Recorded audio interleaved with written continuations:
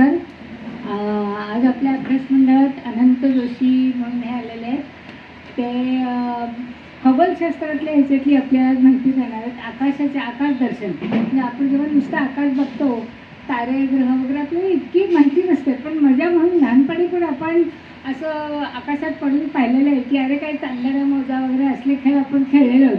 पण त्याची काय काय माहिती आहे, पृथ्वीची उत्पत्ती कशी झाली, काय काय आहे त्याच्यामध्ये, काय बघण्यासारखं आहे, किंवा आता हे लोक जातात अंतराळात वगैरे, हे पण कसं असतं, काय काय असतं, ग्रहांविषयी काय माहिती आहे, या संबंधी ते आपल्याला माहिती देणार आहेत. मी अनंत केळकर आणि तर अनंत जोशींचा अल्पपरिचय म्हणजे आम्ही दोघं जण कलिग्स होतो हनीवेल नावाच्या कंपनीत.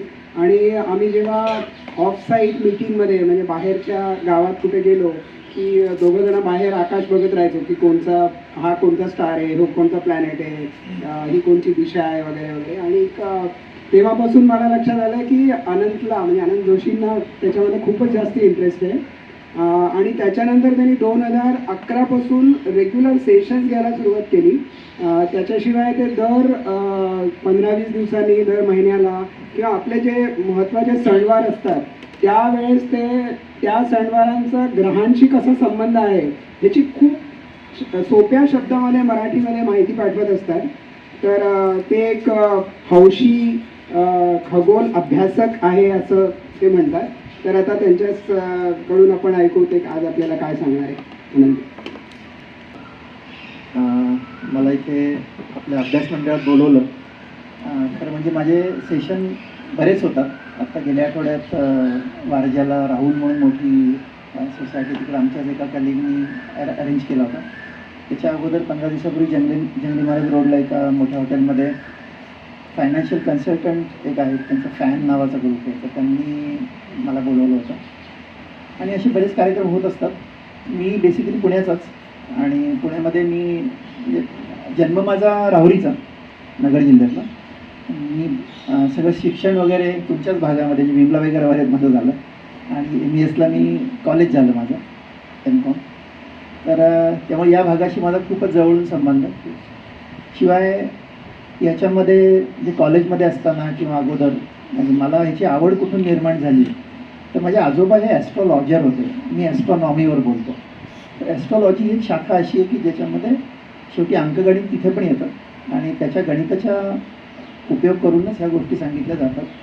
तर त्या ॲस्ट्रॉलॉजीमध्ये इतके एक्सपर्ट होते की ते नगर जिल्ह्यामध्ये जे सगळे आत्ताचे जेवढे पॉलिटिकल लिडर्स आहेत त्यांचे सगळ्यांचे आजोबा मी त्यांच्याबरोबर बसलेले घरात अगदी जवळून बघितले. तर अशा प्रकारे एक क्युरियोसिटी माझ्या मनात निर्माण झाली. आणि मग ते सुट्टीच्या वेळेस गेल्यानंतर आमचं नक्षत्र, आमचा ग्रह, असं वक्री मार्गी या गोष्टी समजून सांगायची. ते कळायचं तर काही नाही, पण ती क्युरियोसिटी निर्माण झाली. आणि मग पुढे जाऊन त्याचं रूपांतर माझ्या अभ्यासात झालं.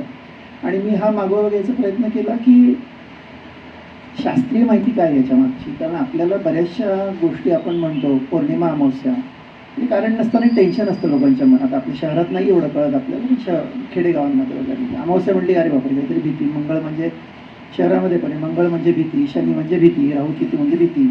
तर खरोखर आहे काय हे, घाबरण्यासारखं आहे का काही. तर या दृष्टीने हा जो अभ्यास चालू केला मी, तर त्यातून मला स्वतःलाच इंटरेस्ट वाढत गेला माझा. आणि हा एक मी प्रोग्राम डेव्हलप केला, ब्रह्मांड दर्शन. तर तो आपण बघूया. आपण आपल्या कार्यक्रमाकडे बोलतो. त्या कार्यक्रमामध्ये व्हॉट इज ॲस्ट्रॉनॉमी, खगोलशास्त्र म्हणजे काय. तर हा खगोलशास्त्र शब्द हा संस्कृतमधला आहे. खग म्हणजे पक्षी, शास्त्र म्हणजे सायन्स. जसे पक्षी आकाशातून एका दिशेवरून दुसऱ्या दिशेला उडत जातात किंवा पक्ष्यांना ज्याप्रमाणे खालचा भूगोल दिसतो, तर त्याच्यावरून ही कल्पना खगोलशास्त्र या नावाने प्रचलित झाली. आणि आपण जर असा विचार केला पूर्वीच्या काळी, जेव्हा आपण सहज 500 वर्ष मागे जाऊया की जेव्हा इथे फक्त 2च प्रकाश होते, इलेक्ट्रिसिटी नव्हती, की ज्या वेळेला चंद्र आणि सूर्य या दोघांचे प्रकाश आणि चांदण्यांचा पडणारा प्रकाश. तर हा प्रकाशाचा मागोवा घेणं किंवा त्याच्या रेफरन्सनी काही गोष्टी सेट करणं, त्या दृष्टीने त्या गोष्टी लोकांना समजावून सांगणं हे सोपं होतं आणि लोक ते फॉलो करायचे. म्हणजे आपल्या मागच्या पिढीमध्ये सगळ्यांच्या घरी आजी पणजी ज्या कोणी असतील तर ते असं नाही म्हणायचं की आमच्या तारखेला तुझा जन्म झाला किंवा तू द्वादशीच्या दुसऱ्या दिवशी, एकादशीला झाला किंवा पौर्णिमेचा आमच्या पौर्णिमेचा आहे. हे आपण आपल्या घरात सर्रास ऐकलेलं आहे. तर त्यामुळे हे जे रेफरन्स होते सगळे आकाशातले रेफरन्स होते आणि आकाशाचा रेफरन्स घेऊनच आपण घरामध्ये बोलायचो. आपले उपास तपास सगळे त्याच्यावरून होते. आपण पुढे जाऊन जेव्हा चंद्राची माहिती घेऊ तेव्हा तो पण आपण बघणार आहोत. आणि प्रत्येक जन्माच्या वेळेला सगळ्यात पहिला मोठा प्रश्न आजीला, आईला, सगळ्या नातेवाईकांना असतो, हा म्हणजे कुठल्या नक्षत्रावर जन्माला आला, कुठल्या राशीत जन्माला आला, मग त्याची जन्मरास कुठली, त्याची लग्नरास कुठली. तर हे म्हणजे काय हे आपल्याला माहिती नसतं. म्हणजे भविष्यवाले सांगतात ते आपण करतो आणि त्याप्रमाणे पुढे फॉलो करतो. तर त्याचाही आपण अर्थ समजून घेणार आहे. तर त्याच्या दिले वाचत नाही परत ते, परंतु आपल्या पृथ्वीच्या वातावरणाबाहेरच्या ज्या गोष्टी आहेत त्याच्यामध्ये, तर ह्यांचा अभ्यास म्हणजे खगोलशास्त्र. पृथ्वीच्या वातावरणाच्या बाहेरच्या गोष्टी तर किंवा बाहेरच्या ज्या ट्रेकिंगला गेल्या असतील तर आकाश आपल्याला कसं दिसतं हे आपण हे ऑस्ट्रेलियातनं शूट केलेलं आकाश आहे आणि अतिशय सुंदर फिल्म आहे. एखादा मिनिट आपण बघू. ह्या फिल्म याकरता दाखवतो की आपल्याला विषयाची कल्पना चांगली येते याच्यामधून आणि मग आपल्याला त्या दृष्टीने आवड डेव्हलप होते. आता याच्यामध्ये आपण जो हा पट्टा बघतो आहोत, हा जो पट्टा डार्क पट्टा बघतोय तर तो म्हणजे आहे मिल्की वे. मिल्की वे नाव का पडलं तर दुधाळा पट्टा.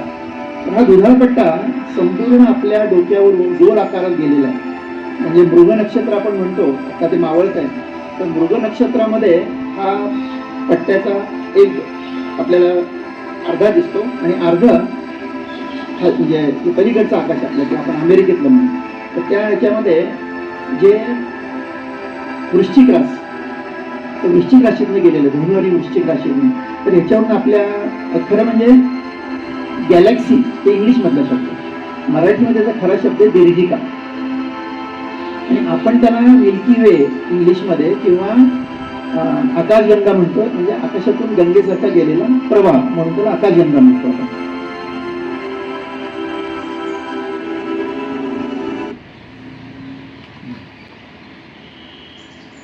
आता आपण मी जे म्हटलं की खगोलशास्त्र म्हणजे हा जो अभ्यास आहे तर याच्यामध्ये काही ऑब्जेक्ट्स आहेत.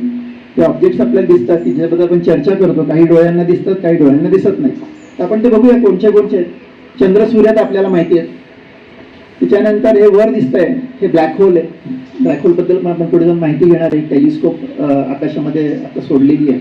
त्या टेलिस्कोपची जेव्हा माहिती घेऊ तेव्हा आपण ब्लॅक होल म्हणजे काय याचं आपण समजून घेऊ. कारण बऱ्याच जणांना क्युरियोसिटी असते ब्लॅक होल म्हणजे काय. ही शेजारी एक आकाशगंगा दिसते, दुसरी दीर्घिका आपण म्हणू, आकाशगंगा नाही म्हणा, दीर्घिका ही आपल्यापासून सगळ्यात जवळची. सगळ्यात जवळची म्हणजे किती जवळची तर आपल्यापासून फक्त 25 लाख लाईट इयर दूर. तर तिचं नाव आहे आपल्या मराठीमधलं आपलं वैदिक नाव देवयानी आकाशगंगा किंवा अँड्रोमेडा गॅलेक्सी. याच्यातलं कोइन्सिडन्स पण मी त्यावेळेस समजून सांगताना सांगणार आहे. हे जे बघतोय हा दगड किंवा ॲस्टेरॉइड. ॲस्टेरॉइड म्हणजे असे लक्षावधी हा शब्द खूप कमी आहे. म्हणजे इंग्लिशमध्ये सांगितलं ट्रिलियन्स अँड ट्रिलियन्स अब्जावधी दगड हे फिरतायत. त्यातले काही दगड ज्याच्यामध्ये डायनासोर गेले किंवा एक मोठा दगड पडून त्याचं आपल्या बुलढाणा जिल्ह्यातलं लोणार सरोवर बनलं. हा खूप छोटा इम्पॅक्ट आहे. त्याची आपण माहिती घेणार आहे. एक ॲस्ट्रॉइड 2013 रशियामध्ये पडला, त्याची आपण लाईव्ह फिल्म बघणार आहे आणि ह्याच्या प्रत्येक ऑब्जेक्टचं तुम्हाला जाता जाता माहिती होईल. आणि धूमकेतूचं नाव ऐकलं असेल, लिओनार्ड नाव धूमकेतू सूर्याजवळ येऊन गेला. हा दर 85,000 वर्षांनी सूर्याला प्रदक्षिणा पूर्ण करतो. म्हणजे विचार करा तो किती लांबून येतो. मग तो कुठून येतो तेही आपण बघणार आहे आपल्या पुढच्या सेशनमध्ये. खाली आपल्याला हबल टेलिस्कोप दिसते. हबल टेलिस्कोपचं काम काय ते आपल्या टेलिस्कोपच्या स्लाइडमध्ये समजावून सांगेन मी. इंटरनॅशनल स्पेस स्टेशन येत्या 9 तारखेला संध्याकाळी 7:56 पासून 8:02 आपल्याला अतिशय ठळक दिसणार आहे. यावेळेस इंटरनॅशनल स्पेस स्टेशन जेव्हा जातं तेव्हा मी पुण्यावरून जातो तेव्हा मी आवर्जून त्याचा मेसेज पाठवत असतो. तर तुमच्या ग्रुपचा जर कुठला नंबर असेल तो मी माझ्या ब्रॉडकास्ट लिस्टमध्ये घेईन किंवा आनंद सर पाठवतील आणि ते तुम्ही आपल्या टेरेसवर जाऊन बघू शकता. अतिशय ठळक दिसतं की ज्याचा उल्लेख आपल्या उरी किंवा या काय दुसरा कुठला सिनेमा की वरून सॅटेलाईट जाताना आपण आपलं सगळं झाकून ठेवतो किंवा दिसू नये. तर अशा प्रकारचे इंटरनॅशनल स्पेस स्टेशन हे आकाशात जातं. त्याची माहिती बघणारे आपण ते आतूनही बघणार आहोत.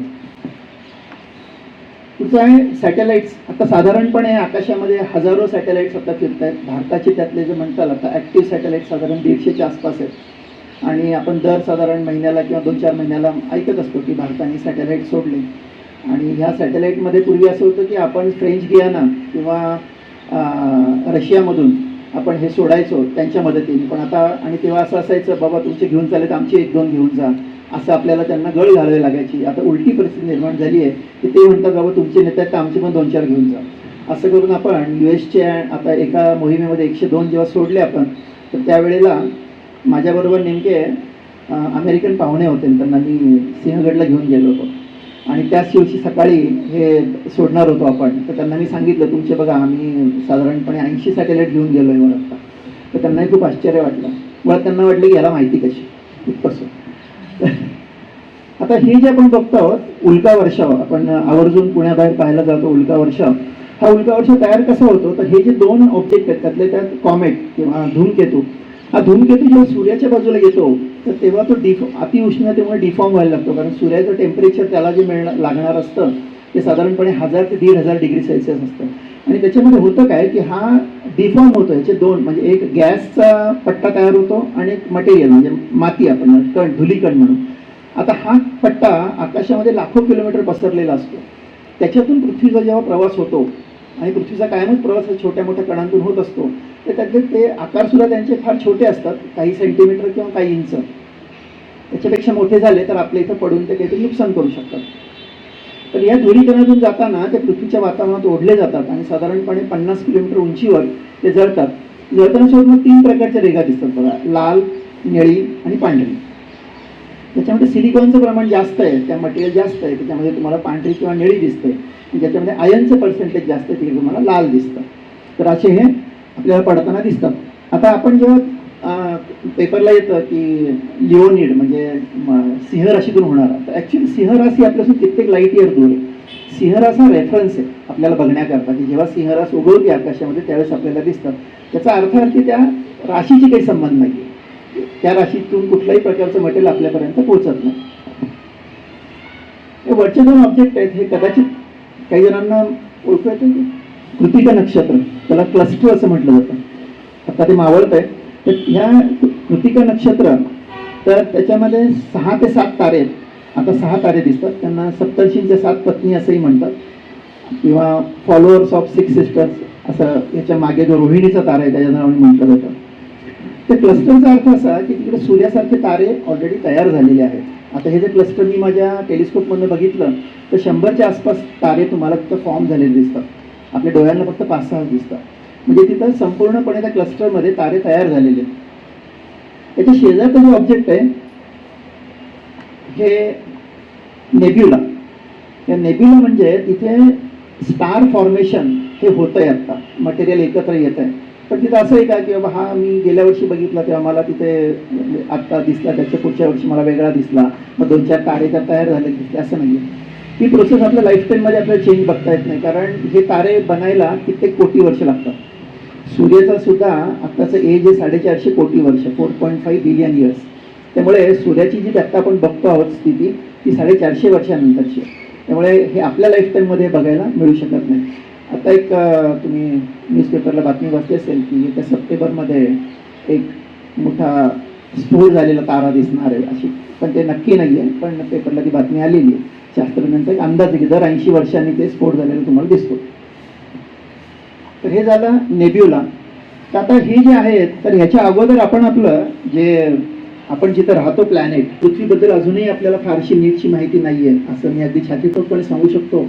कारण गेल्या आठवड्यामध्ये एक शोध निबंध प्रसिद्ध झाला आहे. त्यात त्यांनी असं म्हटलं आहे की जेवढे आपला ओशन किंवा जेवढे आपले समुद्र आहे पृथ्वीवर, तर ह्याच्या तिप्पट पाणी 700 किलोमीटर खाली पृथ्वीच्या भूगर्भामध्ये, 700 किलोमीटर, पृथ्वीचा संपूर्ण डायमीटर आहे 12,000 किलोमीटर, तर 700 किलोमीटर खाली ह्याच्या प्रकारचं एवढ्या मोठ्या प्रमाणावर पाणी, ह्याच्या तिप्पट पाणी तिथं आहे. कुठल्या फॉर्ममध्ये आहे वर तर येणारच नाही ते, पण हा एक शोध निबंध आहे आणि त्याच्यावर आता पुढे बातम्या येत राहतील. म्हणजे आपल्या पृथ्वीची आपल्याला अजूनही फारशी नीटची माहिती काही झालेली नाही आहे. तर आता ही पृथ्वी आहे, ही जी मी आता व्हिडिओ क्लिप आपण रन करणार आहे, ही व्हिडिओ क्लिप लक्षात ठेवा. जेव्हा आपण प्रवास करून परत उलटे येऊ पृथ्वीवर त्यावेळेला मी याची आठवण करून दिली आपल्याला. एक सुंदर पृथ्वी जी आपण सुंदर आमचा ग्रह, किंवा मदर प्लॅनेट म्हणतो.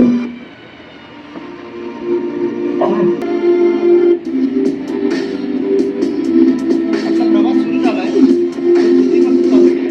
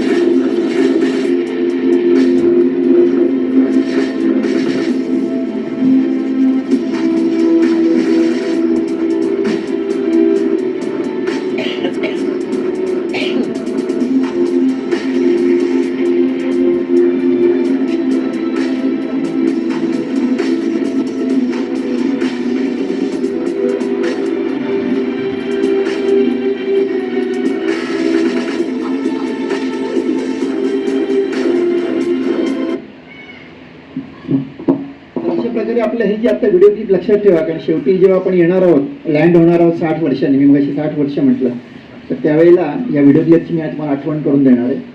आता आपण आपला आवडता लाडका चंद्र त्याची माहिती घेणार आहोत. आपण आता पृथ्वीमधून बाहेर पडतो आहोत. हा आपला चंद्र. तर ह्या चंद्रावर आपण चंद्र बघतो आहोत की मगाशी बघितलं आपण गुरुला, काही चंद्र, गुरुचे 4-5 चंद्र आपण बघितले. तर प्रत्येकाला किती चंद्र आहेत?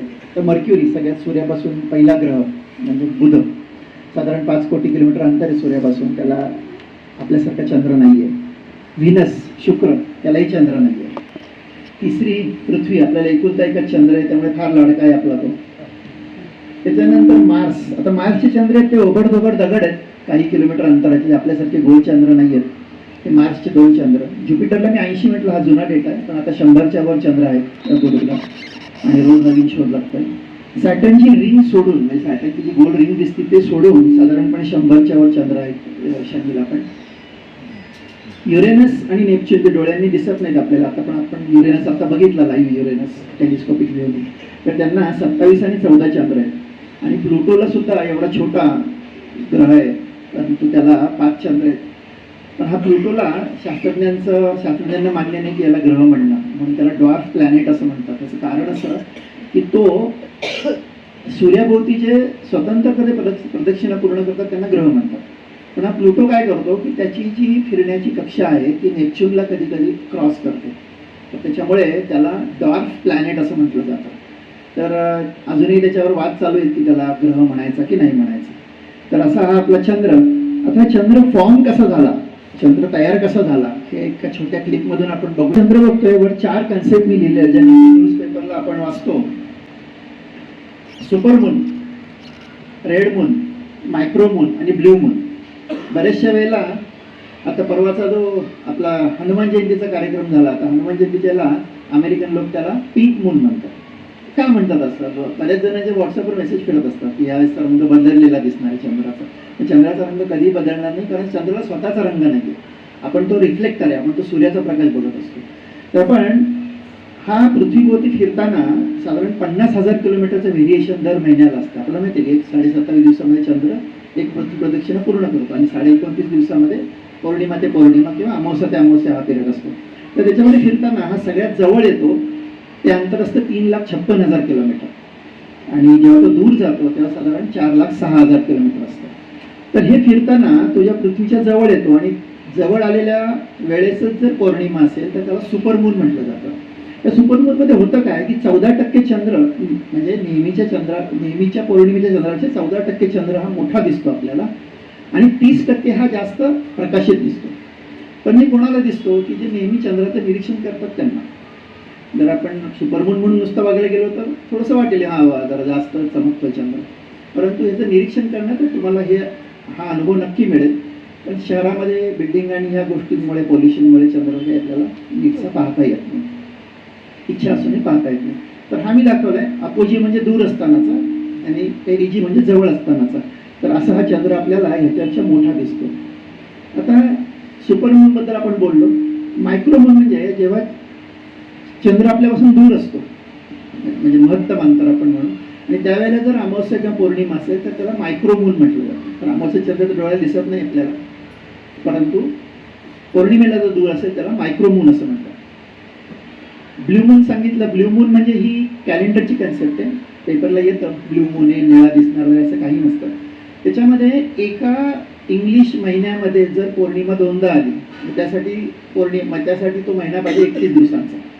म्हणजे 1 तारखेला आली पौर्णिमा आणि 31 तारखेला किंवा 30 तारखेला आली रात्री, तर त्याला म्हणतात ब्ल्यू मून. म्हणून इंग्लिशमधली फ्रेज आहे once in a blue moon, कारण हा कधीतरी घडणारी घटना.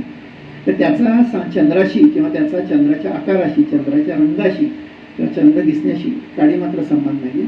ब्ल्यू मून म्हणजे कधीतरी घडणारी घटना. एका कॅलेंडरमध्ये दोनदा पौर्णिमा येते.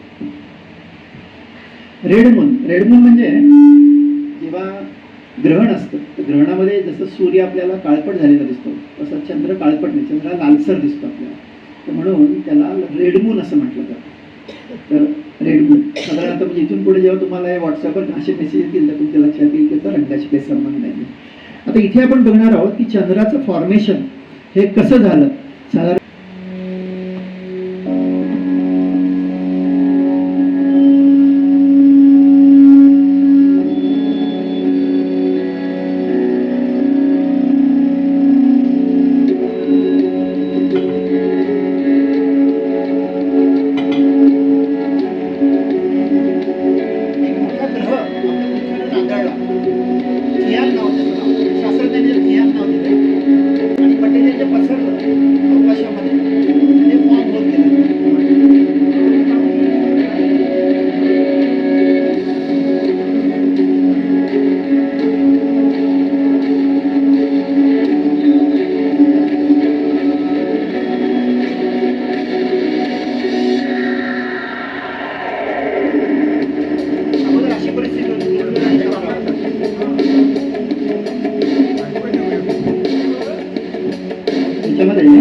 अशी स्थिती होती की जेव्हा जन्माला चंद्र तयार झाला म्हणजे हे मटेरियल बाहेरच्या ग्रहाचं आणि पृथ्वीचं असं म्हणून उडालेलं मटेरियल आहे.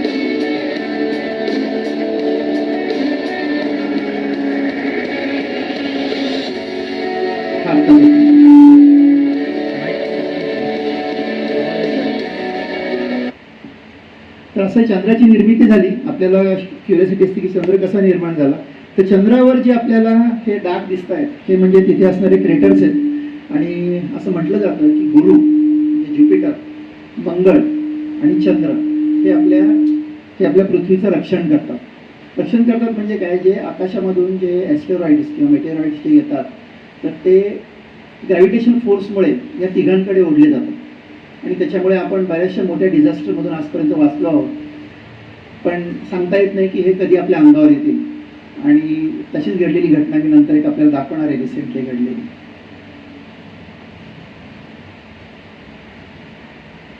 आता आपण येतोय आपल्या उपवासाच्या कन्सेप्ट. पूर्वी जेव्हा कॅलेंडर आणि घड्याळं नव्हती त्यावेळेला आपले सगळे जे सण समारंभ होते हे चंद्राच्या फेजेसवर किंवा सूर्याच्या डायरेक्शनवर अवलंबून होते. आपल्या सगळ्यांना माहिती ऋतुमान हे आपलं सगळं सूर्यावर अवलंबून आहे. तसं याच्यामध्ये पौर्णिमा, आता आपण अमावस्येकडे चाललो आहोत. 8 तारखेला अमावस्या आहे. तर पौर्णिमेचा चंद्र हा आयुर्वेदामध्ये असं म्हटलेलं आहे, जर कोणी वैद्यकीय शास्त्रातले असतील तर सांगू शकतील की दर 4 दिवसांनी पोटाला आराम द्या. म्हणजे काय करा, तर उपवास ठेवा.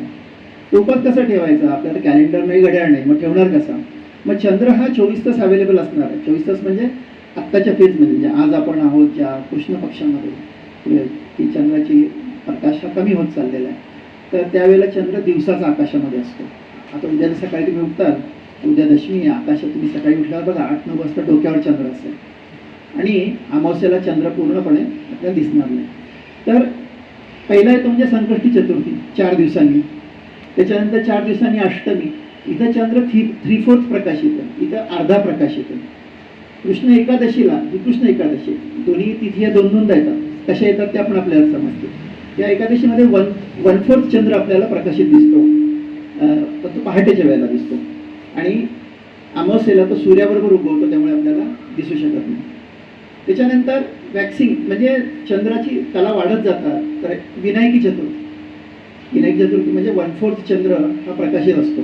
हा 1/4 चंद्र आणि हा 1/4 चंद्र त्याच्यामध्ये साम्य डिफरन्स काय बघा, चंद्राची दुसरी बाजू प्रकाशित आहे, याच्यामध्ये ही बाजू प्रकाशित आहे, याच्यामध्ये विरुद्ध बाजू प्रकाशित आहे. अष्टमीला पण बघा दोन्हीकडे चंद्र अर्धा अर्धाच आहे, पण हा चंद्र आपल्याला रात्री 8ला डोक्यावर असतो शुक्ल पक्षात. त्याच्यानंतर एकादशी 3/4 चंद्र, हा आता 3/4 चंद्र पुन्हा पुढच्या संकष्टीला असतो आणि पौर्णिमा होते. आता अजून एक प्रश्न सगळ्यांना पडत असेल की चंद्र वेगवेगळ्या वेळेला का दिसतो आपल्याला, असा कधी प्रश्न पडलाय कोणाला की चंद्र वेगवेगळ्या दिवसा पण दिसतो, रात्री पण दिसतो. सूर्य कसा की सकाळी उगवतो रात्री मावळतो, तसं चंद्राचं नाहीये की रात्री उगवला आणि सकाळी मावळा, असं काही चंद्राचं नाही. चंद्र हा दिवसा सुद्धा दिसतो 15 दिवस. त्याचं कारण असं, जर एक डेमो दाखवतो तुम्हाला की चंद्र उशिरा रोज का उगवतो, 1 तास चंद्र उशिरा उगवतो. इथे सौर म्हणजे चंद्र आहे, मी म्हणजे पृथ्वी आहे. अशी आहे की माझ्या समोर चंद्र आहे, सूर्य माझ्या मागे, म्हणजे आपण हा जो मागचा स्क्रीन आहे त्याला आपण नाही, तर माझ्या समोर आहे म्हणजे इकडे सूर्य मावळतोय आणि इकडे चंद्र उगवतोय, ही पौर्णिमेची स्थिती. आता मी स्वतःभोवती फिरतोय आणि चंद्र माझ्या भोवती फिरतोय. 24 तासांनी होतं काय, मी जेव्हा एक प्रदक्षिणा कंप्लीट करून परत येतो इथे पुढे थोडी तर मला चंद्र दिसत नाही इथे, मी म्हणतो उगवला नाही अजून. त्यासाठी मला 13 डिग्री पुढे जावं लागतं चंद्राला शोधायला, आणि इथं जेव्हा मला चंद्र दिसतो तर मी म्हणतो की चंद्र उगवला. हा जो काळ आहे 13 डिग्री चंद्र पुढे सरकतो, तो माझ्या भोवती पण फिरतोय, तर 13 डिग्री तर पुढे सरकतो, म्हणजे 1 तास आपला 55 मिनिट ते 1 तास. तर ह्या तासाभरामुळे तो फिरत फिरत फिरत बरोबर 180 डिग्री दुसरीकडे जातो. अमावस्येच्या पौर्णिमेला उलट स्थिती तयार होते. तर म्हणून चंद्र रोज 1 तास उशिरा उगवतो. म्हणून चतुर्थीला आपण जो उपवास सोडतो तर रात्री 9, 9:30, 10 असतो ती वेळ. कारण याचं कारण असं की तो 1 तास 4 दिवस तो 1 तास डिले होत गेलेला आहे पुढे. आलं सगळ्यांच्या लक्षात? थँक्यू. त्यामुळे भूगोलातल्या आपण आपल्या भूगोलाच्या पुस्तकात जे लहानपणापासून चित्र बघत आलो त्याची फक्त पटकन माहिती घेऊ आपण. हा सूर्य आहे. सूर्य इतका मोठा आहे की ज्याच्यामध्ये 13 लाख पृथ्वी आपल्या सहज बसतील, एवढा मोठा सूर्य आहे. सूर्याचं डायमीटर आहे 15 लाख किलोमीटर. त्याच्या शेजारी मर्क्युरी अतिशय छोटा, साधारण 40 दिवसामध्ये सूर्यभोवती प्रदक्षिणा पूर्ण करतो. म्हणजे आपण बुध ग्रहावर जाऊन राहिलो तर आपलं वर्ष 44 दिवसांचं असेल. त्यानंतर व्हीनस म्हणजे शुक्र, हाही सूर्याजवळ आहे. हे दोन्ही ग्रह एक तर पहाटे आपल्याला दिसतात किंवा संध्याकाळी दिसतात, दिवसा आपल्याला दिसत नाहीत. डोक्यावर आपल्याला ते इतर वेळेला रात्रीचे दिसू शकत नाही. त्याचं कारण असं की सूर्याबरोबर उगवतात, सूर्याबरोबर मावळतात. मग त्याच्या सूर्याच्या अलीकडे असतील तर पहाटेला दिसतात आपल्याला, म्हणजे सूर्याच्या अगोदर ते उगवतात आणि ते अगोदर मावळतात, नंतर सूर्य मावळतो. उलटी स्थिती असेल, जर ते सूर्याच्या खाली असतील तर ते सकाळी सूर्य उगवल्यानंतर उगवतात, आपल्याला दिसू शकत नाही उजेडामुळे. मावळताना मात्र काय होतं की सूर्य अगोदर मावळतो आणि ते वर राहतात. त्यामुळे संध्याकाळच्या वेळेला मग त्याला सायंतारा असं जे म्हटलं जातं व्हेनसला किंवा शुक्राला, ते याच कारणामुळे. आलंच त्यांच्या लक्षात. पण बुध हा असं आहे की छोटा आहे, मी मला सांगितलं बुध हा छोटा आहे, म्हणजे जेमिनी चंद्रापेक्षा सुद्धा तो लहान आहे. त्यामुळे तो शोधणं तसं अवघड असतं. आणि शहरांमध्ये पर्टिक्युलरली पोल्युशन एवढं असतं की तुम्ही क्षितिजावरचं जे पोल्युशन आहे त्यामुळे तुम्ही ग्रहतारे नीटचे तिथे बघू शकत नाही. जेव्हा डोक्यावर येतं त्याच तुम्हाला ते छान दिसतं. तर असं आहे. त्याच्यानंतर आपली पृथ्वीबद्दल आपण माहिती घेतली मगाशी. त्याच्यानंतर मार्स, आपले प्रयत्न चालले की चंद्रावर किंवा मंगळावरच आपण जाऊन राहू शकतो. बाकी इतके दूर आहेत, कारण याचं अंतर आहे सूर्यापासून 22 कोटी आणि आपल्यापासून 6 कोटी. परंतु हा सुद्धा सूर्याभोवती फिरतोय. हा ज्या सूर्याच्या पलीकडे जातो मंगळ, त्यावेळेस त्याच्यातून आपलं अंतर साधारण 35 कोटी किलोमीटर असतं. आता ॲलन मस्क जे आता सोडणार आहे, एक लेडीची निवड केली आहे, ती मंगळावर जाणार आहे, पण ती परत येऊ शकणार नाही आहे पृथ्वीवर. कारण त्याचा जो अंतर वाढेल किंवा त्याचा जे परत येण्याची आत्ता फॅसिलिटी नाही आहे, माहिती नाही ती मोहीम कितपत यशस्वी होईल. तर असा हा मंगळ, आणि पत्रिकेमध्ये हा सगळ्यांनाच मस्क एलन मस्क त्याचे नाही ते त्याची अजून 10 वर्षानंतरची योजना आहे की त्याच्यामध्ये मंगळावर सोडायचं, म्हणजे जसं चंद्रावर माणूस गेला असं मंगळावर पाठवायचा. त्याच्यानंतर ज्युपिटर बद्दल आपण ऐकलं. ज्युपिटर बद्दल नाशिकची किती जण तिथे कोण नाही. नाशिकला सिंहस्थ आहे 4 वर्षांनी. तर याचं कारण असं की आपली जी गुरुकुल परंपरा आहे ती गुरुच्या पोझिशनवर आहे. म्हणजे कसं तर तो एका राशीमध्ये 1 वर्ष असतो, म्हणजे तो 12 वर्षांनी पुढे मूळ राशीमध्ये परत येतो. म्हणजे त्याला एक तप असं म्हटलेलं आहे. किंवा गुरुकुलमध्ये जेव्हा मुलं मुंज होऊन जेव्हा गुरुंकडे जायचे, मग समजा आत्ता सध्याचा गुरु आहे हा एरीस किंवा मेष राशीमध्ये आहे, म्हणजे तो जेव्हा पुढच्या 12 वर्षांनी मेष राशीमध्ये येईल त्यावेळेला आपला मुलगा परत येईल, पण तेव्हा तो तरुण बनून येणार आहे. अजून जाता आता सांगतो फक्त आपल्या प्रथा परंपरा ह्या अशा उगतच आलेल्या नाही आहेत, काहीतरी त्यामुळे अर्थ आहे. तुम्ही बघितलं असेल मुंजीमध्ये आई मंगलाष्टका ऐकत नाही, बरोबर आहे ना. त्याचं कारण असं असतं की हा मुलगा आत्ता लहान बटू मुलगा घरातून बाहेर पडणार आहे आणि तो तरुण बनूनच परत येणार आहे. म्हणजे मी आत्ता ज्याला कुशीत घेऊ शकते, लहान मुलगा माझ्या मोठा जवान माणूस होऊन येणार आहे. त्यामुळे एक प्रकारे दुःख त्या आईला असतं म्हणून ऐकत नाही. पण सध्या आपल्या इथं म्हणजे आपण मुंजीमध्ये प्रथा म्हणून फक्त ऐकत नाही, पण त्याचा खरा अर्थ तो आहे. त्याच्यानंतर सॅटर्न शनी आपण बघितलं त्याला, आता याचं ज्युपिटरचं अंतर आपल्यापासून आपल्या सूर्यापासून 75 कोटी किलोमीटर आहे.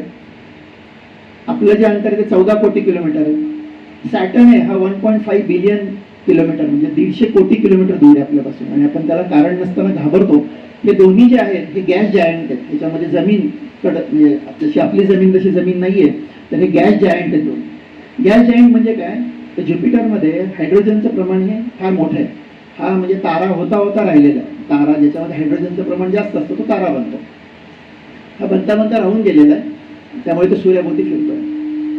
युरेनस आणि नेपच्यून हे आपल्या डोळ्यांना दिसत नाही आणि ते पण आपल्या पृथ्वीपेक्षा अतिशय मोठे आहेत. त्याचे आकार आपण पुढे जाऊन बघणार आहोत. साधारणपणे आपण जे मगाशी चित्र बघितलं तेवढीच आपल्याला सूर्यमाला माहिती असते, पण मी इथं हे आकडे मुद्दाम टाकले आहेत. सूर्यापासून पृथ्वीचं अंतर याला 1 AU असं म्हणतात, ॲस्ट्रॉनॉमिकल युनिट. ते आहे 14 ते 15 कोटी किलोमीटर. तर साधारण लक्षात घ्या सॅटर्न बघा 10 पट अंतरावर आहे आपल्यापासून, जे किती दूर येतो. त्याच्यानंतर आपण एक न्यूजपेपरला आपण वाचलं असेल किंवा यूट्यूबवर वगैरे, व्हायोजर 1 आणि व्हायोजर 2 असे नासाने 2 रॉकेट्स हे आपल्या सूर्यमालेबाहेर जाण्याकरता पाठवले 74 साली. त्यातलं जे व्हायोजर 1 आहे ते 74 साली आपल्यापासून निघालं आणि आज 80 वर्षांनंतर ते फक्त इथं पोचलेले. म्हणजे 100 साधारण आता सध्याचं आजचं त्याचं अंतर आहे 160 ते 170 AU, म्हणजे ते इथं पोचलेलं. आता ह्याच्या पुढे काय आहे बघा 1 लाख. हा सगळा उल्ट क्लाउड आहे. उल्ट क्लाउड म्हणजे ऑल जंप जे आपल्या सूर्याभोवती फिरत आहेत. जसं बुध ग्रहाला फिरायला 44 दिवस लागतात, आपल्याला 365 दिवस लागतात. ज्युपिटरला 12 वर्ष लागतात, सॅटर्नला 27.5 वर्ष लागतात. तसं शेवटचं जे ऑब्जेक्ट आहे उल्ट क्लाउडमध्ये सूर्याभोवती फिरणारं म्हणजे सूर्याचा ग्रॅव्हिटेशनल फोर्स बघा. ह्या उल्ट क्लाउडमधून फिरणारं शेवटचं ऑब्जेक्ट सूर्याभोवती फिरायला 15 ते 20 हजार वर्ष लागतात. म्हणजे सूर्याचा ग्रॅव्हिटेशनल फोर्स एवढा मोठा आहे. आता आपल्या पूर्वजांनी बघा आपल्यापासून सगळ्यात जवळचा तारा हा डोळ्यांना दिसतात हे तारे दक्षिणेला, त्यांना मित्र आणि मित्रक म्हणले. म्हणजे सॅन्टॉर A आणि सॅन्टॉर B असे ताऱ्यांची नावं आहेत. आपल्यापासून ते 4 लाईट इयर दूर आहेत. दक्षिण आकाशामध्ये हे 2 तारे व्यवस्थित डोळ्यांना दिसतात. मी सुद्धा बऱ्याच वेळा त्याच्या वेळेला बघितलेले ते दक्षिणेला दिसतात. आता यांना आपल्या पूर्वजांनी मित्र आणि मित्रक का म्हटलंय, त्यांनी असं नाव का दिलं त्याला. गुरुला गुरु नाव दिलं, बरोबर की काहीतरी अर्थ आहे त्याच्यामागे. आणि गुरु म्हणजे सुद्धा कोण बृहस्पती म्हणजे देवांचे गुरु. तसं यांना मित्र आणि मित्रक म्हटलंय. मित्र आणि मित्रक म्हणजे आपण ज्याला जवळच असतो त्याला मित्र म्हणतो. आपल्यापासून हे तारे फक्त 4 लाईट इयर दूर आहेत. फक्त 4 लाईट इयर म्हणजे तो जो आपण प्रकाश बघतो 4 वर्षापूर्वीचा प्रकाश बघतो. 4 वर्षापूर्वी निघालेला. कारण प्रकाशाचा वेग आहे सेकंदाला 3 लाख किलोमीटर. 3 लाख इंटू 4 वर्षाचे सेकंद म्हणजे 4 लाईट इयर.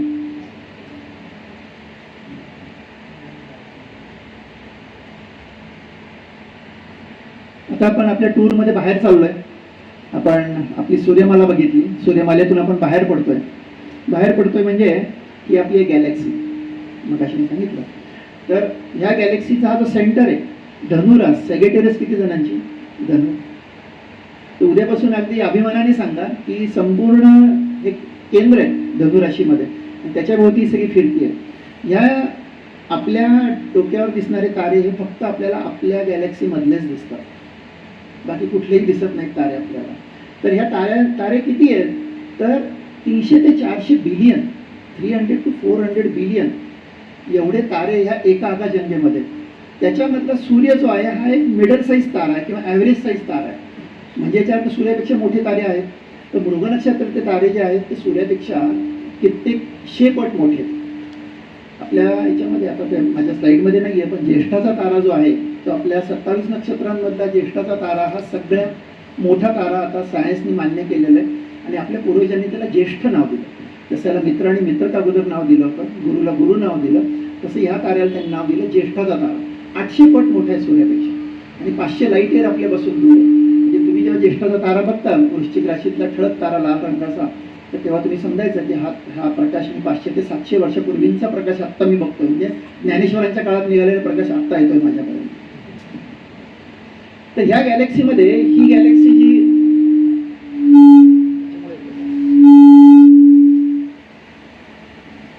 तर याच्यामध्ये हे केंद्रक आहे, या केंद्रकाभोवती संपूर्ण गॅलेक्सी फिरते. याच्यामध्ये स्पायरल आहेत म्हणून आपल्या गॅलेक्सीला स्पायरल गॅलेक्सी म्हणतात.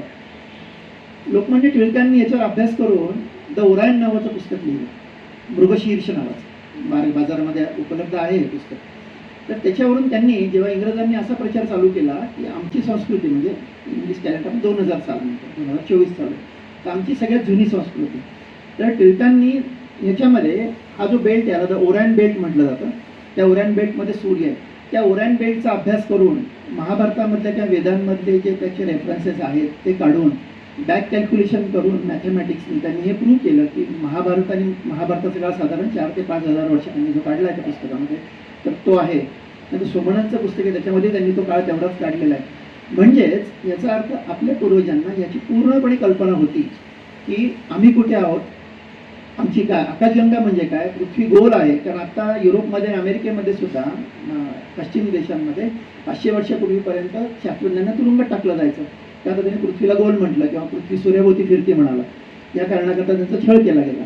पण आपल्या इथं ही कन्सेप्ट फार पुराण काळापासून आपल्याला माहिती आहे. तर हा जो पट्टा आहे त्याच्यामध्ये हा लाल मी डॉट दाखवला आपल्या सूर्यमालेचा, पण तो फार मोठा आहे.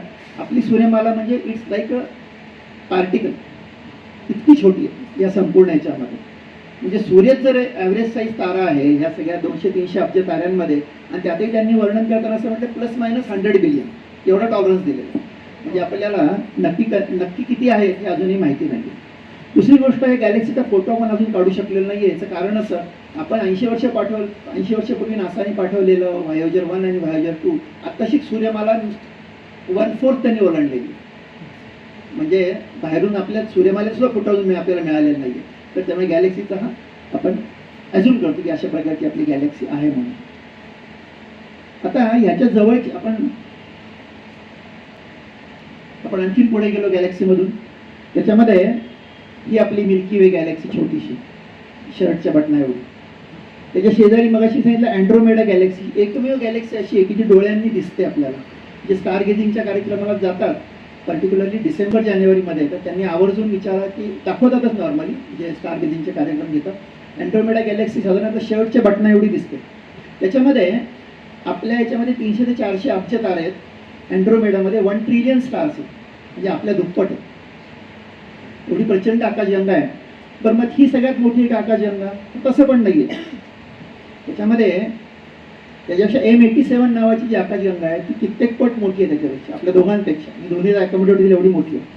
आणि जी आता नोन आकाशगंगा आहे आपल्या विश्वामधली, आपण ज्याला ब्रह्मांड म्हणतो, तर ती नोन आपल्या युनिव्हर्समधली known biggest galaxy which is IC1101. तुम्ही याच्याकरता दिलं आपण नेटवर्क जाऊन माहिती घेऊ शकता. IC1101 आताच आपण हे स्केलमध्ये नाही आहे, पण आपल्या मिल्की वेची जी लेंथ आहे आपल्या मिल्की वेची ती 1,00,000 लाईट इयर आहे. म्हणजे एका बाजूने निघालेला प्रकाश शेवटपर्यंत जायला 1,00,000 वर्ष लागतील at the speed of 3,00,000 kilometre प्रति सेकंद. आणि आपल्या मिल्की वेची जी डेप्थ आहे ती आहे 1,000 लाईट इयर. म्हणजे खालून जर प्रकाश निघाला तर वरपर्यंत यायला त्याला 1,000 वर्ष लागतील. एवढी मोठी आपली आकाशगंगा आहे. म्हणजे आपल्याला वाटतं आबाबा केवढं मोठं आहे, परंतु याची बघा 6,00,000 लाईट इयर आहे. आपल्यापेक्षा 6 पट मोठी आकाशगंगा आहे. आणि अजूनही आणि आता लेटेस्ट वाचतं त्याच्यामध्ये ह्याच्यापेक्षा मोठी आकाशगंगा, ह्याच्यापेक्षा मोठी गॅलेक्सी ही सापडायची शक्यता आहे. तर असं हे ब्रह्मांड आहे. आता ह्या ब्रह्मांडामध्ये अशा किती गॅलेक्सी आहेत?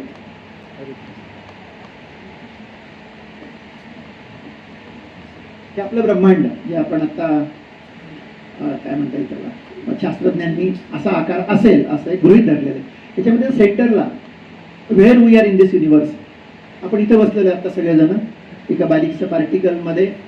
काय काय किती छोटं वर्णन करायचं नाही आपल्याकडे. तर इथे आपण आपल्याला सेंटरला धरलं तर याची जी लेंथ आहे युनिवर्सची नॉन लेंथ ही आहे 45 बिलियन लाईट इयर. म्हणजे कुठल्याही बाजूची या या या 45 बिलियन म्हणजे इथून इथपर्यंत झाली साधारण 95 बिलियन लाईट इयर. म्हणजे इथून निघालेला प्रकाश हा 95 अब्ज वर्षांनंतर दुसऱ्या एंडला पोहोचेल. त्यामुळे हा असे जेव्हा मी फोटो पाठवतो किंवा माहिती पाठवतो माझ्या व्हॉट्सअप ग्रुपमध्ये, तर तेव्हा नेहमी याच्यावर एक प्रतिक्रिया असतात सगळ्यांच्या की माणसांनी इगो धरू नये जास्त. कारण आम्ही कुठे आहोत? आम्ही कुठेच नाही आहोत. आणि विश्वामध्ये जे निर्माण झालं, ब्रह्मांड जे निर्माण झालं, आता तर शास्त्रज्ञ पुढच्या कन्सेप्टकडे चालले. आर देअर मल्टिपल युनिव्हर्सेस असे तुम्ही वाचताल नेटवर जाऊन, तर अशी एक शक्यता निर्माण झालेली आहे की आपण एक ब्रह्मांड म्हणतो, अशी अनेक ब्रह्मांड आहेत का? तर तसे संकेत मिळायला लागले. आता जी नासाने जी टेलिस्कोप पाठवली आहे जेम्स वेब टेलिस्कोप, या जेम्स वेब टेलिस्कोपचं काम हेच आहे की आपली जी बिग बँग 13.5 अब्ज वर्षापूर्वी जो बिग बँग थिअरी आता मान्य झालेली आहे सर्व जगभर, की स्फोट झाला आणि आपलं ब्रह्मांड तयार झालं, या थिअरीला जयंत नारळीकरांनी ऑब्जेक्शन घेतलं. त्या पुस्तकामध्ये वाचू शकता, नेटवर वाचू शकता. जयंत नारळीकर हे जगातल्या काही शास्त्रज्ञांपैकी की त्यांनी बिग बँगला चॅलेंज केलेलं आहे की असं घडलंच नाही, जसं वेगळं काहीतरी घडलेलं आहे. अगदी नक्की वाचा, आपल्या पुण्यातले आहेत आणि अतिशय छान आहे त्याची माहिती. त्याची त्यांनी काय थिअरी सांगितली आहे आणि त्याच्यावर काय लोकांची मतं आहेत हे तुम्ही त्याच्यामध्ये बघू शकता. आता स्टेट थिअरी. हा स्टेट. आता याच्यामध्ये आता हा जो सगळा आहे तर याच्यामध्ये आत्ताच्या शोधाप्रमाणे 69% हा ब्लॅक मॅटर आहे. म्हणजे दोन ताऱ्यांमधलं जे मधलं अंतर आहे तो ब्लॅक मॅटर आहे, त्याच्यामध्ये काही नाही आहे. त्याच्यानंतर 26% हे 69% ब्लॅक एनर्जी आहे आणि 26% डार्क मॅटर आहे. एनर्जी म्हणजे काय की जी संपूर्ण विश्वाला पुश करते बाहेरच्या बाजूला आणि त्याचं एक्सपान्शन होत आहे, की जे हबलने सांगितलं की आपलं विश्व हे एक्सपांड पावतं, त्यानंतर आईन्स्टाईनने सांगितलं. तर ती जी थिअरी आहे तर त्याच्यामध्ये मटेरियल जे आहे म्हणजे आपण आकाशगंगा म्हटलं, ग्रह तारे अब्जावधी तारे वगैरे, ते फक्त सगळ्या विश्वामध्ये 5%. विचार करण्याची गोष्ट आहे. म्हणजे सॅल्यूट टू ऑल सायंटिस्ट. आणि मला असं वाटतं आपण सर्व सायंटिस्टच्या साठी आपण क्लॅपिंग करूया की या प्रकारची माहिती आपल्यापर्यंत या वेगवेगळ्या माध्यमातून येते. मी एक कोण आहे तर मी एक कंपायलर आहे, मी ही माहिती सगळी एकत्र घेऊन फक्त तुम्हाला सांगतोय. त्याच्यामध्ये माझं क्रिएशन काय? काही नाही.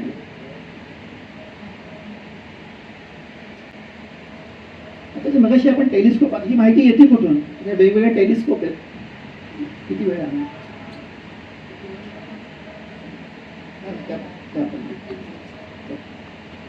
या सगळ्या टेलिस्कोप आहेत. त्याच्यामध्ये इंटरनॅशनल स्पेस स्टेशन 9 तारखेला आवर्जून बघा, मी सर आपल्याला मेसेज पाठवेल, तो सर्क्युलेट करा. त्याच्यानंतर ISS ही आपल्या पृथ्वीवर लक्ष ठेवून असते की मेनली वेदर आणि पृथ्वीवर घडणाऱ्या घटना, ग्लेशियर जे वितळत आहेत किंवा आपल्याला जो थ्रेट निर्माण होत आहे पृथ्वीला, तर त्याचा अभ्यास. त्याच्यामध्ये 6 ते 7 ॲस्ट्रॉनॉट्स कायम असतात. हे जे बनवली गेली की USA म्हणजे नासा, कॅनडा, जपान, रशिया आणि युरोपियन स्पेस एजन्सी यांची मिळून ही ISS किंवा इंटरनॅशनल स्पेस स्टेशन बनलं आहे. साधारणपणे 4 मजली बिल्डिंग एवढं ते मोठं आहे. त्याचं मॉड्युलरमध्ये नेऊन ते वर नेऊन ते असेंबल केलं गेलं. गेली 30 वर्ष आपल्याला सेवा देत आहे. आणि या सेवा देताना आता एक असं रशियाबरोबरचं जे युद्ध सुरू झालं आहे तर त्याच्यामध्ये असा थ्रेट निर्माण झाला आहे की त्याचं फंडिंग बंद होईल आणि हिला ग्राउंड करावी लागेल त्या 1930 मध्ये, 2030 मध्ये. तर हे स्पेस स्टेशनचं आपण एक छोटी व्हिडिओ क्लिप बघणार आहे सुनीता विल्यम्सची. नंतर ती मोठी क्लिप आहे पण आपण घरी जाऊन ती नंतर बघू शकता. केपलर ही जी दुसरी टेलिस्कोप फिरती आहे, केपलरने असा शोध लावला की पृथ्वीपेक्षा मोठे ग्रह किंवा जीवसृष्टी असणारे ग्रह हे अस्तित्वात असले पाहिजेत असं केपलर आणि त्याला मान्यता मिळाली आणि त्यांच्या रेकग्नेशनमध्ये ही टेलिस्कोप सोडली गेली. त्याची असाइनमेंट अशी आहे की संपूर्ण ब्रह्मांडामधल्या नाही म्हणणार आपल्या जवळचे असे तारे शोधणं की ज्यांना आपल्यासारख्या सूर्यमाला आहेत आणि त्यातले ग्रह शोधणं. तिसरं आहे चंद्रा. हे नाव भारतीय आहे. तर चंद्रशेखर सुब्रमण्यम हे तामिळनाडूचे, यांना पुढे जाऊन अमेरिकेमध्ये नोबेल मिळालं. तर त्यांनी अशी थिअरी मांडली, मग अशी ब्लॅक होलच्या संदर्भात मिळालं तेव्हा सांगितलं आपल्याला. त्यांनी अशी थिअरी मांडली की सूर्यापेक्षा ज्याचा मास हा 1.5 टाइम्सनी जास्त आहे, 1.5 पटीपेक्षा ज्याचा मास ताऱ्याचा जास्त आहे, जेव्हा तो तारा संपतो त्यातला हायड्रोजन संपतो आणि तो तारा जेव्हा मृत होतो त्यावेळेला त्याचं ब्लॅक होल तयार होतं. त्याच्यापेक्षा जे लहान असणारे तारे आहेत त्याचं ब्लॅक होल बनत नाही, म्हणजे सूर्याचं ब्लॅक होल बनणार नाही. अजून 400 कोटी वर्ष सूर्य आपल्याला एनर्जी देत राहणार आहे. त्याच्यानंतर सूर्याचा आकार मोठा होत जाऊन तो साधारण मंगळापर्यंत वाढेल, मग तो संपूर्ण सूर्य पहिल्यांदा ग्रहमाला नष्ट होईल आणि त्याच्यानंतर तो एक ड्वार्फ स्टार, मग अशी मी सेंटॉरी आणि सेंट्रॉ बी दाखवला शेजारी शेजारी तारे, तर एकमेकांभोवती फिरणारे तुकडे हे सूर्याचे फिरत राहतील. पण याला आत्ता काळजी करायचं कारण नाही, अजून 400 कोटी वर्ष त्याला. त्याच्यानंतर हबल टेलिस्कोप. हबल टेलिस्कोपचं काम हे आहे की जी आपली एक्सपान्शन होत आहे, आपली जी ब्रह्मांड वाढत आहेत चारी बाजूला, तर त्याचा शोध घेणं आणि गॅलेक्सीज शोधणं. तर आत्ताच्या हबलच्या एस्टिमेटप्रमाणे, ॲक्च्युली तुम्ही बघू शकलेलं नाही आहे, पण एस्टिमेटप्रमाणे साधारणपणे आत्ताच्या ब्रह्मांडामध्ये 2 ट्रिलियन आकाशगंगा असतील किंवा 2 ट्रिलियन गॅलेक्सीज असतील, म्हणजे 2,000 कोटी एवढे असतील असं एक एस्टिमेट. आता ह्याचं लाईफ संपत आलेलं आहे. 2 ते 3 वेळा ती जाऊन तिथे रिपेअर केली. पृथ्वीपासून 400 किलोमीटर उंचीवरून हे सगळे फिरतायत, ते शक्य होतं ते रिपेअर करणं, पण आता त्याचं लाईफ संपत आलेलं आहे. तर त्याला रिप्लेस करण्याकरता गेल्या वर्षी जेम्स वेब टेलिस्कोप ही आकाशामध्ये सोडली आहे. ही पृथ्वीपासून 400 किलोमीटर उंचीवरून फिरते आहे. तर जेम्स वेब ही आपल्यापासून 15 लाख किलोमीटर लांबीवरून फिरते, उंचीवरून फिरते ती. तर त्याचं कारण असं की ती आता रिपेअर होऊ शकणार नाही. एकदा तिला जर काही झालं तुम्ही काही करू शकणार आणि एवढा लांब येते, कारण चंद्रच आपला ॲव्हरेज 3.5 लाख किलोमीटर लांब आहे आपल्यापासून, 4.25 लाख. आता ही त्याच्याशी कितीतरी लांब आहे. पण ह्याची असाइनमेंट अशी आहे जी सांगितली गेली आहे की एलियन्सचा शोध घेणं किंवा ब्रह्मांडातला जे बिग बँग थिअरी आहे, कारण तिला ज्या बिग बँग थिअरीवर आता चाललेलं आहे तर खरोखर तशी झाली का याचा शोध घेणे, त्याचं काम ह्या जेम्स वेब टेलिस्कोपचं आहे. ह्या झाल्या आकाशातल्या. तर जमिनीवरच्या आपल्या पुण्याच्या जवळच्या GMRT नारायणगाव जवळ कोणी बघितले जाऊन? ठिकाणी दिसते. ही नक्की जाऊन बघा. कोविडच्या अगोदर तर गुरुवारी ओपन असायची बघायला. याच्यामध्ये 30 टेलिस्कोप आहेत या आकाराच्या, साधारणपणे 2 या बिल्डिंगच्या आकाराच्या, आणि त्या 30 वाय आकारात बसवल्यात 25 स्क्वेअर किलोमीटरमध्ये. तिथली जी स्थिती आहे, भौगोलिक स्थिती ती अशी आहे की तिथे तुम्हाला सर्व ऑब्जेक्ट्स उगवल्यापासून ते मावळण्यापर्यंत तुम्हाला रडारवर ठेवता येतात. आणि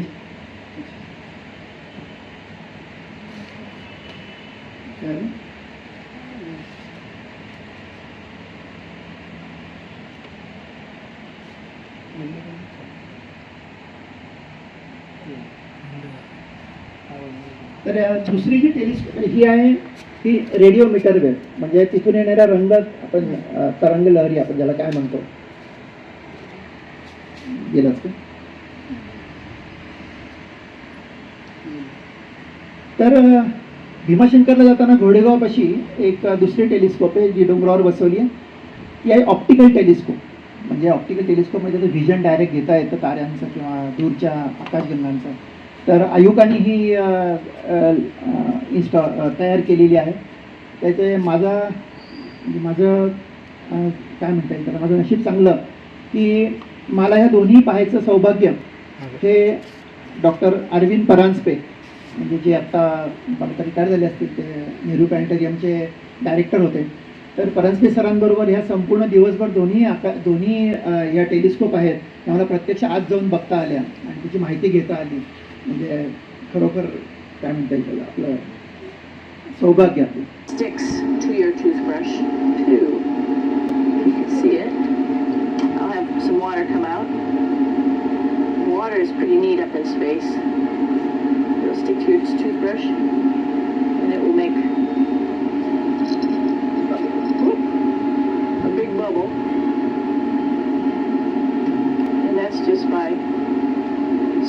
touch it.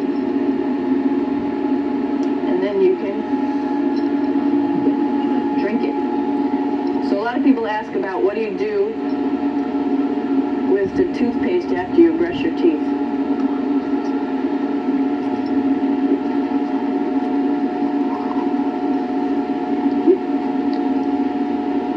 Two options. Swallow it, and it's sort of like mouthwash. But it tastes a little gross.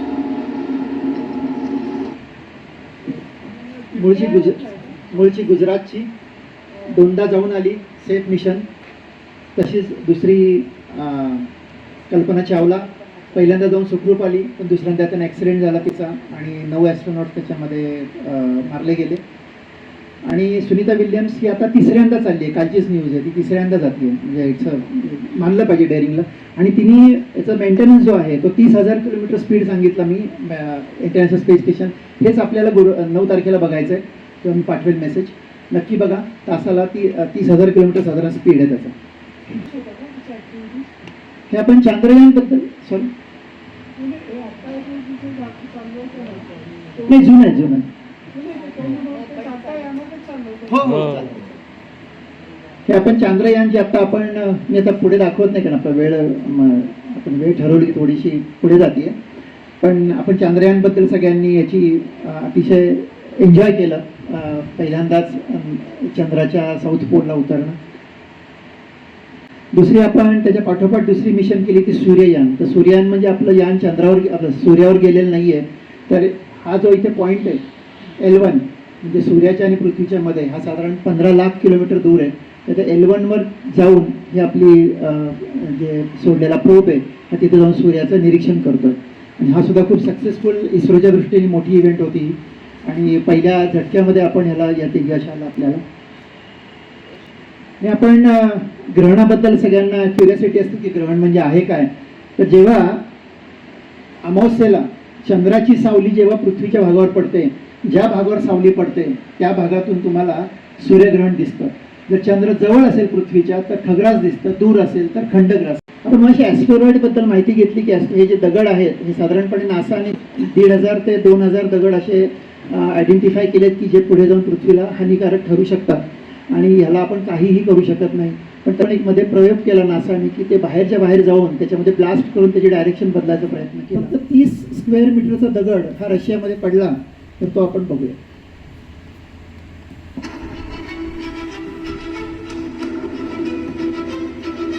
Nastal koniec sveta, takto pri tomto pohľade napadlo nejednému Rusovi. Váha pred vstupom do atmosféry 10 tón, rýchlosť 30 km za sekundu. To hovoria prvé odhady. Вышли на улицу, увидели яркую вспышку, посмотрели в небо. Что это было? Meteorit. Самолет? V tejto chvíli ale ľudia ešte nevedia, že to najhoršie ich ešte len čaká. Боже мой! Asi 2 minúty po záblesku prišla tlaková vlna. Séria mohutných explózií, v uliciach vypukli chaos a panika.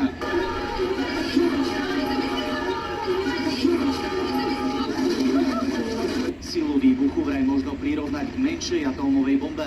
Výsledok 3000 poškodených budov a stovky trpiacich ľudí. Keď to buchlo, zasiahli. हा फक्त 30 square मीटरचा दगड होता आणि त्याचे multiple तुकडे झाले पृथ्वीच्या वातावरणात शिरताना आणि त्यांनी नुकसान केलं. आणि फॉर्च्युनेटली नो मॅन्स लँड असल्यामुळे, जास्त नसल्यामुळे काही त्यात कोणी दगावलं नाही. परंतु 2015मध्ये फेब्रुवारीमध्ये माझा कार्यक्रम लवासाला होता सर आपल्या ऑफिससाठी. आणि त्यावेळेस मला कोणतरी प्रश्न विचारला की आजपर्यंत अशी दुर्घटना घडली आहे का की माणूस गेला त्याच्यामध्ये. तर मी सांगितलं छातीपटपणे नाही गेला. पण त्याच दिवशी, दुसऱ्या दिवशी वेल्लूर, चेन्नईच्या इथे वेल्लूरला असा एक छोटा दगड हा एका कॉलेजवर पडला. तुम्ही नेटवर जाऊन बघू शकता. आणि त्याच्यामध्ये एक ड्रायव्हर गेला त्या बसचा आणि बस पूर्ण जळून खाक झाली, कॉलेजचं नुकसान झालं. तर अशी नोन घटना जी आहे की मेटेरॉइड किंवा छोटा तुकडा पडल्याने मनुष्य जाण्याची, अशी आपल्या इतिहासातली एकमेव घटना आहे. आपण आता खाली येतोय. आपल्या हे आपण साईज बघतोय आपल्या ग्रहमालेची. आपण आता ब्रह्मांडातून उलटी सफर चालू केली आहे. त्याच्यामध्ये आपण बघताय की याच्यामध्ये गुरु हा सगळ्यात मोठा आहे म्हणून त्याला गुरु म्हटलेलं आहे. आणि त्याच्यात जर पृथ्वी अकोमोडेट करायचे ठरवले आपल्या तर साधारणपणे 1300 पृथ्वी बसतील एवढा मोठा गुरु आहे. आणि गुरुचा ग्रॅव्हिटेशन फोर्स हा अतिप्रचंड आहे म्हणून आपले भविष्यवाले जे आहेत त्याला गुरुबल, चंद्रबल ही जी नावं देतात म्हणजे त्याची ग्रॅव्हिटेशन फोर्स.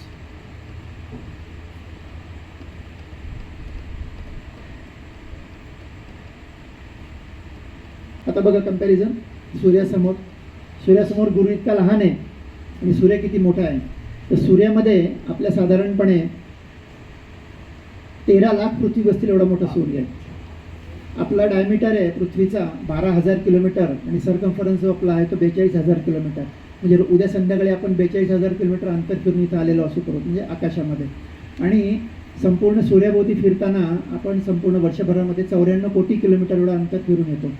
म्हणजे जेव्हा शनिवारी एखादा मनुष्य म्हणतो मी काही नाही काल निवांत बसलो होतो, नाही रे बाबा तू निवांत नव्हता, 42,000 किलोमीटर फिरून आलो असतो. तर असं मी गमतीने म्हणतो. तर याच्या साईजसाठी आपण एक फिल्म बघूया छोटीशी आणि ही बहुतेक शेवटची असेल. नंतर आपण लँड करणार आहे की आपली सूर्यमालेमध्ये आपण म्हटलं सूर्य हा मिडल साईज तारा आहे किंवा ॲव्हरेज साईज तारा आहे. तर हा सूर्य त्याच्यापेक्षा काही मोठा आहे का सूर्यच मोठा आहे आपण बघूया.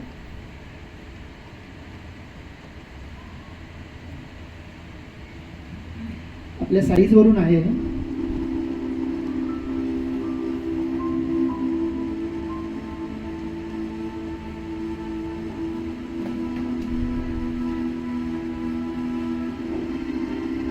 पहिला चंद्र आकारामध्ये,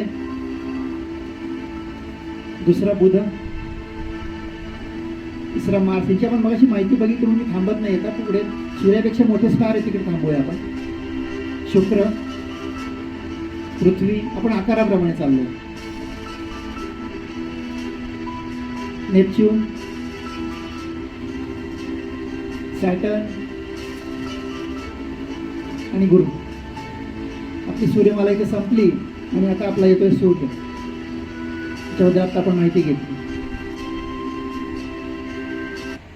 हा आहे व्याधाचा तारा. आता कोणतरी मगाशी मला ते विचारलं की पश्चिमेला आत्ता 8-8:30 ठळक तारा दिसतो तो हा तारा आहे. हा आपल्या डोक्यावरच्या ताऱ्यांमध्ये सूर्यापासून मगाशी मी तो जवळ सांगितलं 4 लाईट इयर तो दक्षिणेचा आहे. तो आपल्या 27 नक्षत्रांमधला नाही आहे. परंतु हा जो आहे हा आपल्या 27 मृग नक्षत्रातला तारा आहे. हा व्याधाचा तारा सिरस हा सूर्याच्या पेक्षा तरुण तारा आहे आणि सूर्यापेक्षा दुप्पट आकाराचा तारा आहे जरी तो आपल्या छोटी चांदणी दिसत असतील.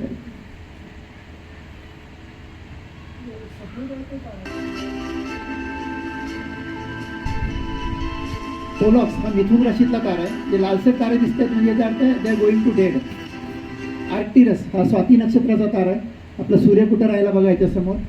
हे सगळे डोळ्यांनी दिसणारे तारे आहेत. स्वाती नक्षत्राचं म्हणजे कन्या राशीच्या अलीकडची राशी. अल्देबरान हा रोहिणी नक्षत्राचा तारा आहे. हा सूर्यापेक्षा 30 पट मोठा तारा आहे. आता लाल तारा हा आत्ता मावळला आत्ता मगाशी. आणि हा टोरस किंवा वृषभ राशीमधला तारा आहे. हा बैलाचा डोळा जो म्हणतात लाल रंगाचा तारा तो हा तारा आहे. आणि हा तारा आता लाल तारा आहे. आणि याचं वैशिष्ट्य असं की आपल्या पुराणामध्ये ऐकलं असेल की चंद्र काही ताऱ्यांना आकाशामध्ये झाकतो. त्यातल्या नक्षत्रांमधल्या रोहिणीला तो झाकतो म्हणून एक अशी छान त्याच्यामागे गोष्ट पण आहे चंद्र आणि रोहिणीची. त्याला अरेबिक नाव आहे अल्देबरान. रिगल हा मृग नक्षत्रातला तारा. इस्तून तारा डोळ्यांनी दिसत नाही. अँटारिस हा तारा मगाशी मी सांगितलेला हा ज्येष्ठाचा तारा किंवा वृश्चिक राशीमधला 3 नक्षत्र आहेत. अनुराधा, ज्येष्ठा आणि मृग आणि मूळ. तर त्यातला हा ज्येष्ठाचा तारा. अतिशय मोठा तारा आहे. सूर्यापेक्षा 800 पट मोठा तारा आहे. त्याला आपण ज्येष्ठाचा तारा असं म्हटलं. डोळ्यांनी दिसत नाही हा पुढचा तारा.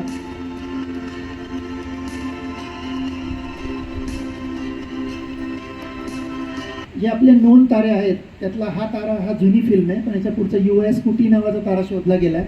तर आपण साधारण अंदाज घेऊया सूर्य कुठे आहे आणि हा कुठे आहे. तर डायमीटर बघा मोजता येत असेल तर तेवढं लांबून येणार नाही. 280 कोटी किलोमीटर. म्हणजे आपल्यापासून चंद्र हा आपल्यापासून शनी हा 150 कोटी किलोमीटरवर म्हणजे एवढा मोठा तारा आहे. त्याला जर मध्ये ठेवला सूर्यात जागी तर तो नेपच्यूनपर्यंत जाईल. तर एवढा मोठा तारा आहे हा 280 कोटी आणि सूर्याचा व्यास आहे किंवा डायमीटर आहे 15 लाख कोटी, आपलं 15 लाख फक्त.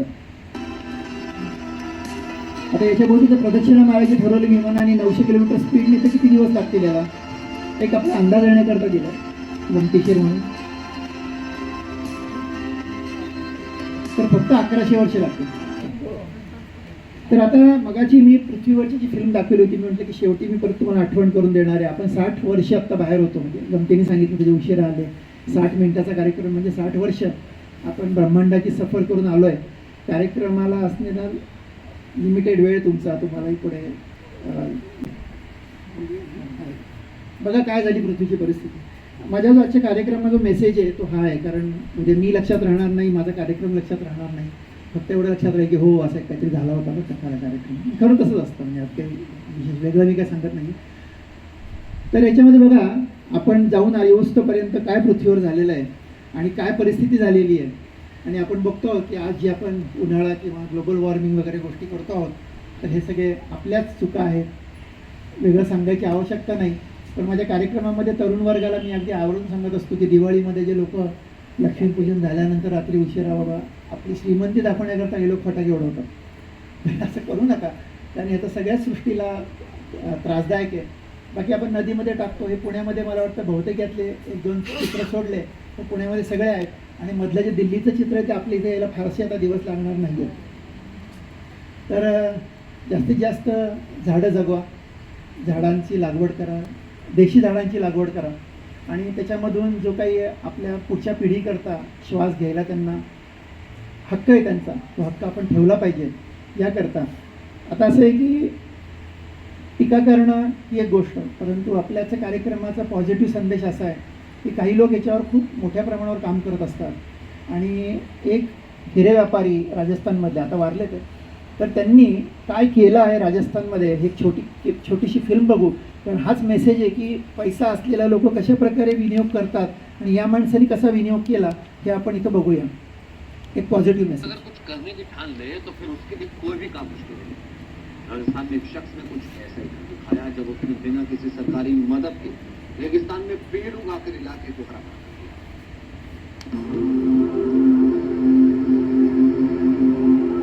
तपता सूरज, बंजर धरती,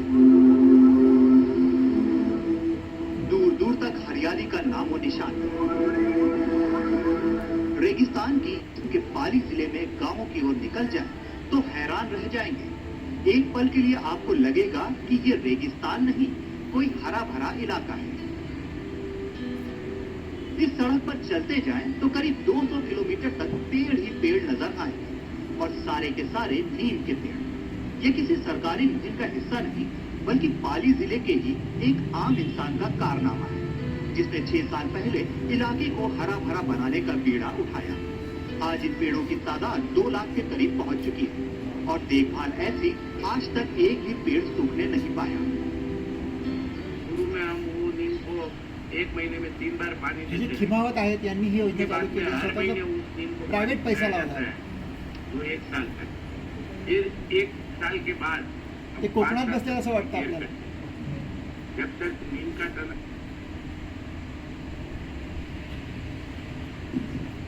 आपण कार्यक्रमाच्या शेवटी आलेलो आहोत.